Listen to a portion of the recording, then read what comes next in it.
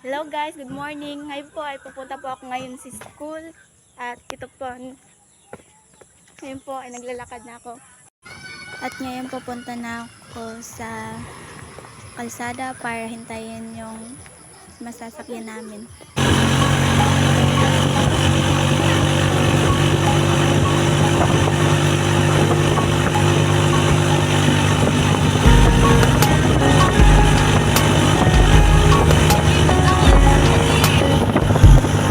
Ngayon, nandito na ako sa harapan ng gate. At ngayon, papasok na ako sa gate. Pinisan ko ng paglakad. Nililate na ako. At ngayon, nandito na ako sa room namin. At hinintay pa namin dumating ang iba pa namin kaklase.